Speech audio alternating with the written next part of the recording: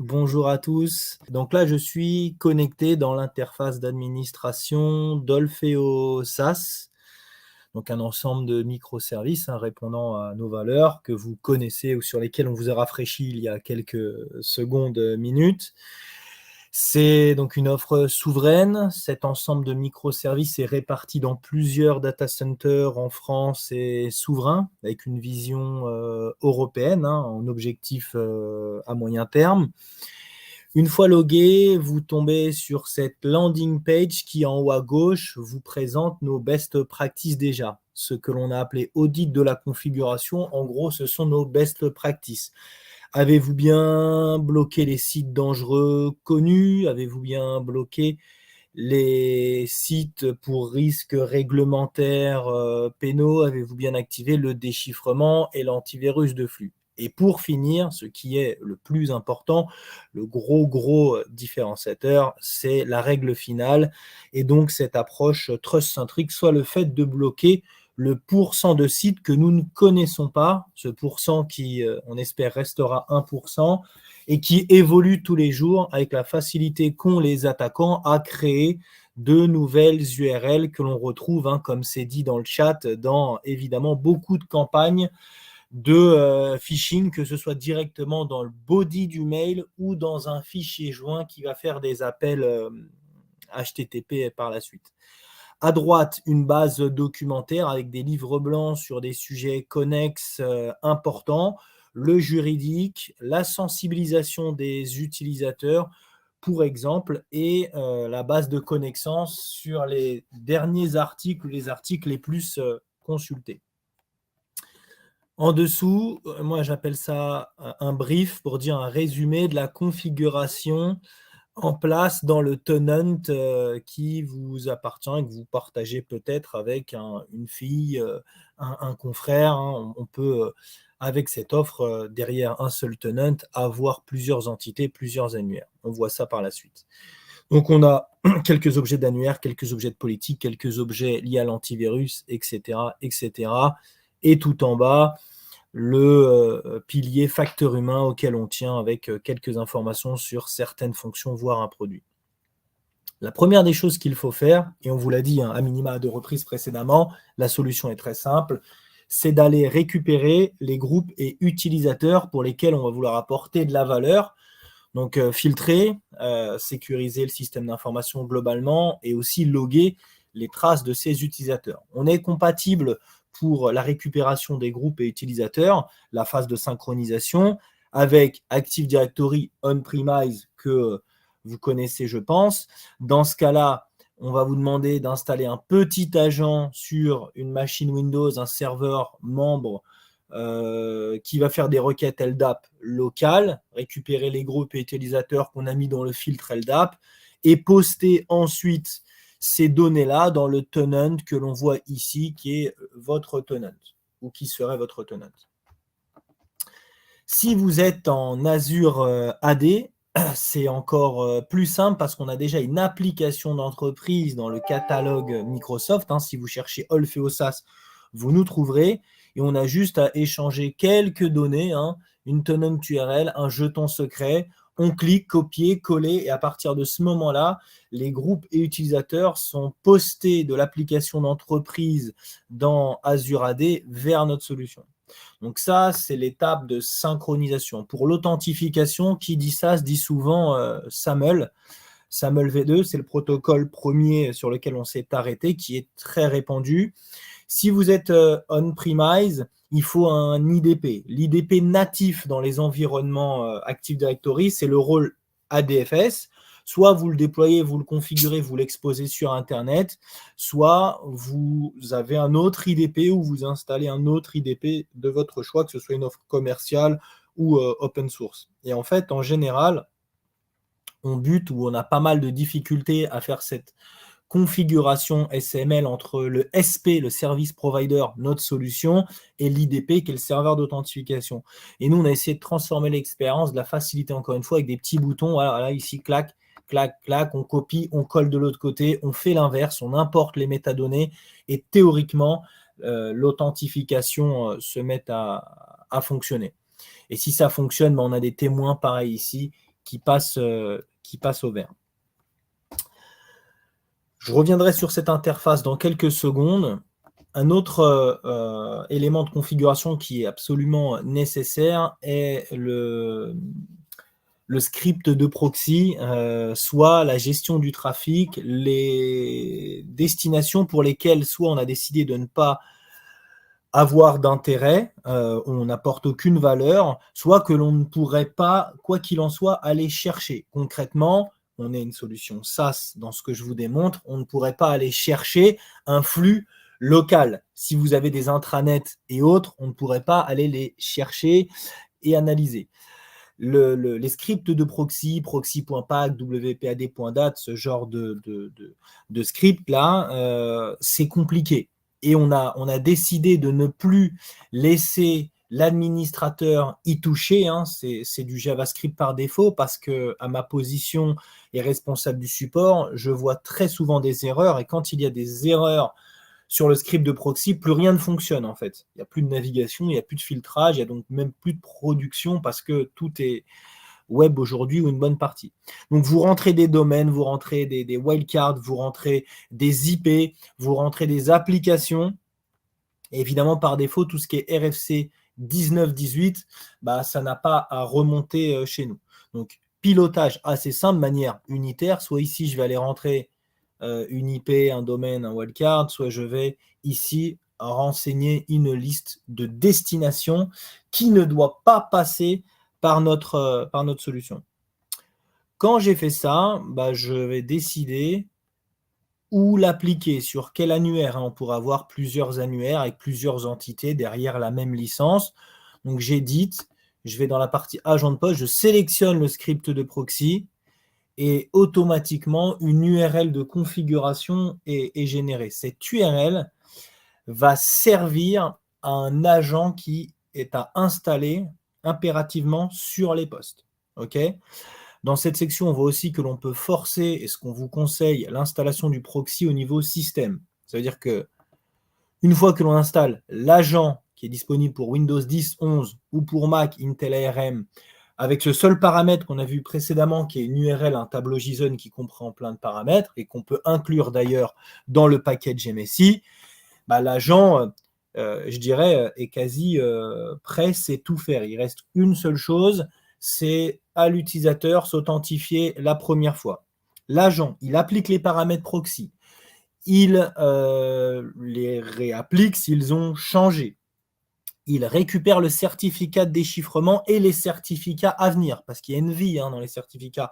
On a un certificat, il a une date d'expiration, à un moment donné, il va falloir le changer, et nous, on va le récupérer et le réappliquer. Donc, on n'a plus X GPE ou paramètres de télédistribution à poster sur les postes utilisateurs.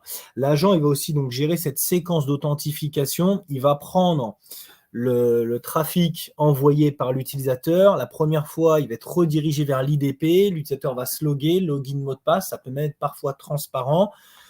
Il y a un token qui va être récupéré et qui sera automatiquement ajouté dans l'entête HTTP des futures requêtes pour que l'on puisse reconnaître l'utilisateur et bien loguer ses accès. Donc, petit agent assez léger qui reste à un niveau haut du système. Il ne rentre pas dans les couches réseau basses pour éviter les perturbations avec d'autres agents type client VPN par exemple. Donc les objets graphiques là, que l'on voit ici, vous le verrez, on les retrouve un peu partout, encore une fois, pour les questions de simplicité. Hein. L'œil, vous l'avez compris, c'est pour voir la configuration. Okay, et puis le petit crayon, c'est pour éditer. Dans gestion du trafic, on vous pose aussi une question à la fin. Que souhaitez-vous faire si jamais on a un blackout? Je vous l'ai dit, on a plusieurs data centers, on est hautement disponible, mais on n'est pas à l'abri un jour d'une erreur, d'une problématique autre qui toucherait l'ensemble des data centers. Soit vous souhaitez laisser l'accès Internet non filtré, soit vous bloquez tout accès Internet. Dans liste de domaines, en dessous, c'est là où on va créer des listes particulières, des listes noires, des listes blanches, pour des cas vraiment particuliers, propres à votre entité et qui ne prendraient pas en considération derrière nos catégories pour les URL que vous renseignez. vous avez des destinations que vous souhaitez absolument bloquer, qu'importe la catégorie, ou l'inverse, absolument autoriser, qu'importe ce que l'on en considère. C'est aussi là où on va rajouter certaines, et ça suit le même format qu'on a vu précédemment, c'est aussi là où on va pouvoir rajouter des destinations pour lesquelles, techniquement, et je dis bien techniquement, on ne peut pas déchiffrer. Donc, vous voyez, la logique d'administration, très simple. C'est exactement la même chose que ce qu'on a vu dans gestion du trafic. L'idée est de vous faire dépenser le moins de temps au jour où tout est digitalisé, si je puis dire, et où vous, vos équipes ont de plus en plus de charges avec ces outils-là. Dans déchiffrement TLS, SSL, en tout cas, c'est le protocole aujourd'hui majoritairement visible sur Internet, dans différentes versions. Simplement, on active ou on désactive. Ça, c'est technique. Il y a évidemment un protocole avant ça à mettre en place, de communication auprès des utilisateurs, auprès du CSE. Et par défaut, regardez, tout ce qui est banque, assurance, caisse, santé, on n'y touche pas. D'accord? On ne doit pas y toucher. La CNIL, l'ANSSI ont écrit des choses à ce sujet. Et pour bien respecter, faut une base de qualité, il faut une base assez locale. Sinon, avec un acteur UTM ou un acteur spécialiste étranger, il y a beaucoup de chances pour qu'une destination banque, assurance, caisse ou santé soit déchiffrée. Et en dessous, on voit d'autres listes qu'on a vues précédemment, qu'on a décidé d'exclure, mais plus pour des raisons techniques. Dans antivirus, ici, même logique, j'active ou je désactive. Évidemment, l'antivirus fait sens à partir du moment où on a activé le déchiffrement TLS. Et je peux aussi rajouter des exclusions sur des listes particulières si à un moment donné, il y a un accès sur un site qui est soit sujet à un faux positif ou qui ne fonctionne pas pour une raison qu'on n'a pas encore identifiée, mais qui à première vue est liée à l'antivirus. En termes de logique d'administration des politiques, on a changé, pour ceux qui nous connaissent, la philosophie. On n'est plus sur une pyramide inversée, on est sur une approche top-down, comme on retrouve sur les firewalls et tout un tas d'autres produits, encore une fois, pour des questions de simplicité. On a des politiques comprenant des règles, lues de manière séquentielle. On présente un contexte au moteur. Si ça match, on s'arrête. Sinon, on passe à la règle ou aux politiques suivantes. Donc, 1, 2, 3, 4, avec un état active ou inactive, et puis une règle finale. Vous savez, le deny, NINI implicite qu'on a souvent sur les firewalls. Si cela n'a pas matché, alors ça matchera cette règle. Qu'est-ce qu'on veut faire? On veut autoriser, on veut bloquer, ou on suit la grosse recommandation, le gros différenciateur de l'FEO, on bloque les sites inconnus. Je vous montre comment on édite ou on crée une politique. C'est exactement la même chose. Là, je vais éditer la première. J'ai un stepper. 1, 2, 3. Donc, je suis guidé. Je ne peux théoriquement pas me tromper. Non description. Suivant. Là, je vais aller chercher l'annuaire ou le groupe ou l'utilisateur, bref, une combinaison de cela pour le ou lesquels je vais vouloir bloquer ou autoriser une destination. Si je vais dans les destinations, j'ai donc là la puissance de notre base de données, avec toutes ces thématiques, avec à l'intérieur des catégories. Là, j'ai pris la thématique risque pénal, la première, donc on voit différentes catégories, peer-to-peer, avec des articles de loi, on voit alcool, tabac condamné, enfin bref, vraiment toute notre force, risque de sécurité. Et pour vous dire, je vous montre rapidement aussi ce qu'est le trust centric, c'est bloquer les IP et les URL non classées, le pourcent globalement que nous ne connaissons pas. Donc là, je vais chercher des destinations thématiques, catégories ou des listes particulières. Et je vais sélectionner une action. Est-ce que je veux bloquer simplement? Est-ce que je veux bloquer avec outrepassement soit le fait de communiquer à l'utilisateur, de l'interpeller, mais de lui permettre d'aller plus loin via un bouton? Je vous le montrerai juste après. Si on a configuré l'outrepassement, on peut configurer, paramétrer une durée. Est-ce que c'est vrai pour 5 minutes, 1 heure ou 24 heures? Et quelle est la portée? Est-ce que l'outrepassement a touché uniquement le domaine de destination ou est-ce qu'il a touché l'ensemble de la règle dans laquelle se trouve ce contexte. Et puis sinon, je peux évidemment autoriser. Si je veux rajouter une règle, je clique ici. C'est très simple. Je retourne dans politique de filtrage. Par défaut, une politique arrive comme ça. Comme ça, c'est inactive. Pourquoi ? Parce qu'on ne veut pas qu'elle vienne perturber une production. Donc, on va vous demander de cliquer sur modifier l'ordre. Vous la prenez, vous la mettez au bon endroit et vous cliquez sur le bouton switch, vous faites appliquer et elle rentre en production. Donc, assez simple. Si jamais, à un moment donné, vous avez une URL à bloquer, que vous ne savez pas trop dans quelle catégorie ou thématique elle match, ici, il y a un testeur d'URL. Vous rentrez l'URL et on vous retourne thématique ainsi que catégorie. Dans sensibilisation, on va retrouver la charte informatique, fonction bien appréciée, assez historique de nos utilisateurs, qui va vous permettre, lors de la première connexion de vos utilisateurs, d'avoir une page de ce type-là. Le logo de votre structure, le nom de l'utilisateur, le verbe de votre choix, votre charte et des boutons, comme ici, permettant d'aller plus loin. Tant que l'utilisateur n'a pas fait ça, il ne peut pas aller plus loin et donc naviguer. Vous, administrateur, avez cette vue. Vous avez une première stat ici, vous savez combien de personnes n'ont pas signé, combien ont signé, et si vous voulez des précisions, petit picto, CSV qui est récupéré avec différentes colonnes comprenant prénom, nom, login, date, heure, et puis état. Est-ce qu'il a signé ou est-ce qu'il n'a pas signé? Et ici, c'est la partie édition. On va sélectionner une population pour laquelle on veut présenter la charte et puis ce qu'on va mettre à l'intérieur. Donc, on peut avoir plusieurs chartes, on peut faire évoluer les chartes. Et ce que je peux vous dire aussi, c'est que certains de nos clients détournent le fonctionnel initial de la charte pour faire passer des messages de service quand ils en ont besoin, sachant que les utilisateurs sont principalement aujourd'hui derrière des navigateurs.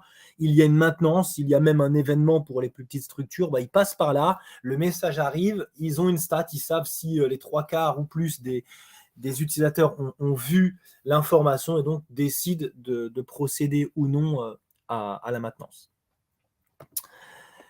Les pages de sensibilisation, c'est le fait de ne pas frustrer les utilisateurs quand on a décidé de ne pas leur permettre d'aller plus loin, mais plutôt de les éduquer, de leur faire passer des messages afin d'éviter qu'ils recommencent. C'est vraiment du facteur humain, c'est ce maillon de la chaîne. Ici, ce que l'on voit, c'est quelques destinations pour lesquelles on a et où on vous conseille d'avoir des pages différentes.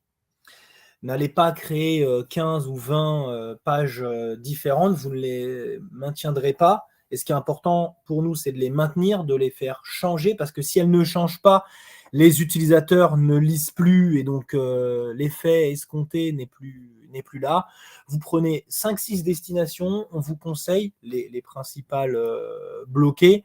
Et à l'intérieur, on va avoir un petit éditeur comme ça. On va pouvoir mettre un logo où on va pouvoir mettre du verbe, où on va pouvoir mettre des variables, d'URL, de description de catégorie, de nom d'utilisateur. Concrètement, ça ressemble à ça. Hop, là, je vous le mets avec l'outrepassement. Pareil, le logo de votre entreprise, le nom de l'utilisateur, du verbe. Il peut y avoir de l'article de loi, il peut y avoir tout un tas de choses. Un fonctionnel approfondi arrivera avec le temps. On a en idée de réintégrer des vidéos comme on le fait en on-premise, de reprendre peut-être des bouts de charte, ce genre de choses. Et là, vous voyez le bouton poursuivre. Mais il faut vraiment que ce soit contextuel, que ça interpelle. Et si vous pouvez faire changer ça au semestre, dire OK, je reprends 1h30 pour changer le logo, pour changer un petit peu le fond, c'est bien car ils liront de nouveau. Dans outils, on va avoir le testeur d'URL, je vous l'ai montré quand on était dans la partie filtrage, le journal de navigation. Sachez que nous conservons les données de navigation 366 jours pour les utilisateurs qui passent par la plateforme. En cas de réquisition juridique, voire de démarche RH, de retour d'expérience qu'on a déjà eu, on l'utilise, on rentre des données, on clique sur exporter, et là on a un CSV pareil avec des données brutes, vraies, qui prouve que tel utilisateur a été sur tel site tel jour. Donc ça, c'est plutôt un outil, je dirais, juridique. Dans diagnostic, on a plutôt un outil technique. Là, ça va permettre de répondre à une problématique vécue par un utilisateur. On va rentrer quelques paramètres. Marc, pour exemple, ici, voilà, paf, c'est lui qui a ouvert le ticket. On va aller essayer de voir dans son ticket si on comprend la destination qui aurait pu poser problème. Si on ne l'a pas, on n'est pas obligé de mettre ces champs-là. Et en cliquant sur consulter les logs, on va rentrer dans un autre produit, entre guillemets, une instance Kibana propre au tenant, avec des données techniques qui sont conservées 30 jours, qui vont éviter de devoir rappeler l'utilisateur pour rejouer la séquence. On va avoir un niveau de profondeur des données qui est quand même assez élevé et permet de bien comprendre. Je vais vous montrer globalement, si vous voyez toujours. Là, c'est en train de charger. Je rentre dans un tenant Kibana. Gabor, tu confirmes? Vous voyez bien? Parce que parfois, selon les outils, les autres fenêtres. Alors, pour le moment, on ne voit que Orfeo SAS. D'accord, ok. Alors, je vais juste changer le partage. J'en profite pour faire le pénible. Il te reste à peu près 5 minutes, Farid. Ok, bon, on est bien. Un peu de temps aux questions à la fin. Ça marche. Je voulais juste montrer rapidement. Là, je pense que vous voyez une autre interface. Oui, c'est bon. Donc là, ce sont des données techniques. On a plusieurs filtres à droite de période. À gauche, ici, je peux rentrer dans un tas d'attributs assez profonds liés aux services que l'on rend et aux protocoles avec lesquels on travaille. Donc là, dans la démonstration, évidemment, je ne sais pas vous montrer de données réelles d'utilisateurs, mais c'est un outil assez puissant vous permettant de troubleshooter des situations utilisateurs. Je vous montre une dernière chose.